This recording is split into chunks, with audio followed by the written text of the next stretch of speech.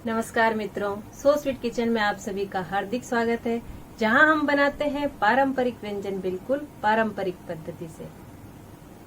हमारे राजस्थान में तीज त्योहार हो या शादी ब्याह हो, बेसन की चक्की तो बनती ही है। मावा और बेसन की चक्की की रेसिपी मैंने आपके साथ इसके पहले शेयर की है। आज मेरी जोधपुर की प्रसिद्ध चूटिया की चक्की रेसिपी आपके लिए लेकर आई हूँ। थोड़ा सा अलग तरीका है इसे बनाने का, क्या है वो तो वीडियो पूरा देखेंगे तभी पता चलेगा। चलिए जल्दी बनाना शुरू करते हैं। यहाँ मैंने 250 ग्राम जितना बेसन लिया है, नॉर्मल से थोड़ा सा मोटा पिसा हुआ है। कप से नापेंगे तो 2 कप बेसन है। उसके साथ ही मैंने यहाँ पे चीनी ली है 250 ग्राम, कप से ये 1.5 कप चीनी है। और 250 ग्राम ही मैंने यहाँ पे घी लिया है जो कप से 1 कप है। और आधा कप दूध रखा है। और यहाँ पे मैंने थोड़ी ये इलायची, जायफल और जावित्री रखे हैं जो कूट के हम स्वाद के लिए इसमें डालेंगे। आप घर की किसी भी एक कटोरी से सारे मेजरमेंट ले सकते हैं। मैं डिस्क्रिप्शन बॉक्स में कटोरी के माप भी लिख दूंगी। सबसे पहले एक परात में मैंने बेसन ले लिया है, एक बार छान लिया था, और 1 चुटकी इसमें नमक डाल रही हूँ। मैं हमेशा बताती हूँ आटे की किसी भी मिठाई में आप 1 चुटकी नमक डालेंगे तो उससे स्वाद बढ़ जाता है। घी को मैंने थोड़ा पिघला लिया है, और जो घी हमने लिया 250 ग्राम उसमें से करीब 60 ग्राम जितना, या कहें 2 बड़े चम्मच जितना घी मैं इसमें डाल रही हूँ।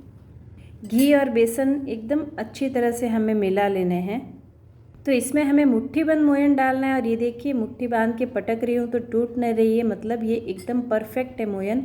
अब हल्के गुनगुने पानी से हमें आटा लगाना है। बहुत कम पानी डालना है, सिर्फ 50 ml जितना ही पानी, या कप से नापेंगे तो 1/4 कप जितने पानी में हमारा ये आटा लग जाएगा। बेसन में हमेशा थोड़ा थोड़ा करके पानी डालना चाहिए, वरना एकदम से गीला हो जाता है। अच्छी तरह से मल के इसका एकदम कड़क हमें आटा लगाना है, एकदम सख्त। देखिए इस तरह का आटा इसका लगाना है हमें। ये आटा हमारा तैयार हो गया है, तब इसकी गोलियां बनानी है हमें, और इस तरह से इसमें मुट्ठी में बांधना है इसे, तो इसे मुठड़ियाँ बोलते हैं। इस तरह से हमें इसके सारे बॉल्स तैयार करने हैं आटे के। अब ये मुठड़ियाँ इस तरह से मुट्ठी बांध के इसलिए बनाते हैं ताकि घी में जब ये तलें तो अंदर तक अच्छी तरह सिक जाए। अब मैं एक लोहे की कढ़ाई में बाकी बचा हुआ घी ले रही हूँ। इस घी में हमें हमारी ये मुठड़ियाँ जो है वो तल के लेनी है। 250 ग्राम में से 60 ग्राम घी हमने मोयन में काम में ले लिया था, और बाकी बचे घी में हम मुठड़ियाँ तलेंगे। तो घी बहुत ज़्यादा गर्म नहीं होना चाहिए, स्लो टू मीडियम फ्लेम पे ही घी को गर्म करना है। घी अच्छा गर्म हो गया है, तब इसमें मैं एक एक करके मुठड़ियाँ डाल दूँगी। ज़्यादा मुठड़ियाँ एक साथ नहीं डालें वरना टूट के बिखर जाएगी। मैंने यहाँ एक बार में 5 से 6 डाली है। आपके पैन में जितनी बैठती है उतनी ही डालें, और अभी से छेड़ना नहीं है। 2 मिनट में ही आप देख सकते हैं झाग अच्छे से आ रहे हैं। तो इसमें झारा नहीं लगाना है, छोटे चम्मच से ही बहुत ही हल्के हाथों से इन्हें हमें तलना है, वरना टूट जाएगी। एक तरफ से मुठड़ियाँ तल गई हैं, तो अब इन्हें एकदम हल्के हाथ से पलट देंगे, और दूसरी बाजू भी इसकी अच्छी तरह से तल के तैयार कर लेंगे। तो इन मुठड़ियों के एक बैच को तलने में कम से कम 10 से 12 मिनट लगते हैं। ये देखिए बढ़िया गोल्डन ब्राउन कलर भी आ गया है, और इसमें क्रैक्स भी आ गए हैं ऊपर, आप देख सकते हैं। इसका मतलब मुठड़ियाँ हमारी अच्छी तरह अंदर तक तली गई हैं। अब तुरंत ही इन मुठड़ियों को चम्मच से थोड़े टुकड़े कर दूंगी मैं, ताकि ये अच्छी तरह से ठंडी हो जाए। मुठड़ियाँ ठंडी होने तक चाशनी बना लेते हैं। तो मैंने एक पैन में 250 ग्राम जितनी शक्कर ली है, और शक्कर डूबी जितना उसमें पानी डालना है। गैस पर रख देते हैं पैन को। इस बर्फ़ी का स्वाद और रंग अच्छा लाने के लिए मैं यहाँ पर केसर का पाउडर ले रही हूँ। बाज़ार में केसर का पाउडर मिलता है आसानी से, तो फूड कलर की बजाय केसर का मैंने पाउडर लिया है। उसमें मैं थोड़ा सा पानी डाल रही हूँ, कुछ केसर के लच्छे भी डाल रही हूँ, तो इससे स्वाद भी बहुत अच्छा आएगा और बर्फ़ी का रंग भी बहुत अच्छा आएगा। चाशनी बनाने के लिए एक टिप मैं हमेशा देती हूँ कि आप शक्कर पिघलने तक लगातार उसे चम्मच से चलाएं, वरना आपकी चाशनी अच्छी नहीं बनेगी।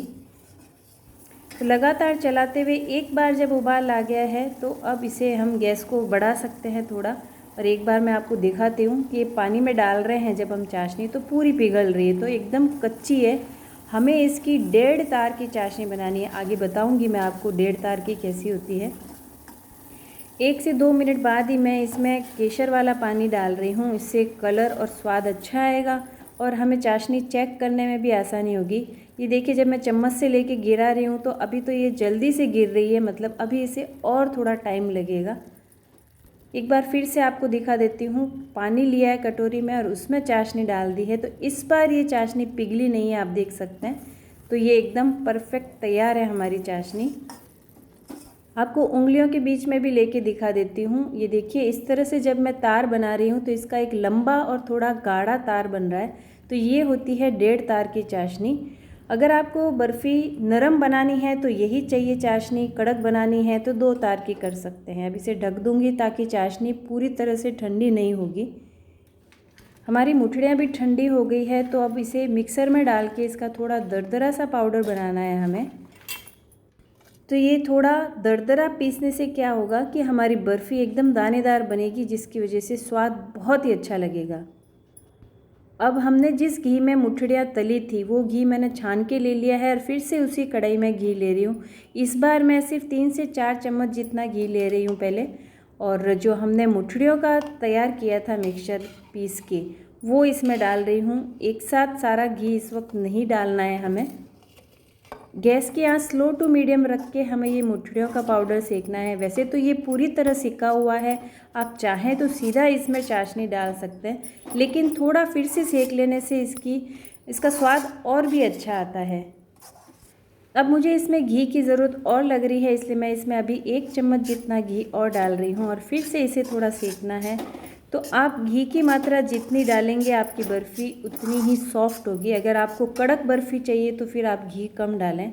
फिर से 1 चम्मच मैं इसमें घी डाल रही हूँ, मतलब टोटल मैंने यहाँ पे 5 चम्मच जितना घी फिर से डाल दिया है।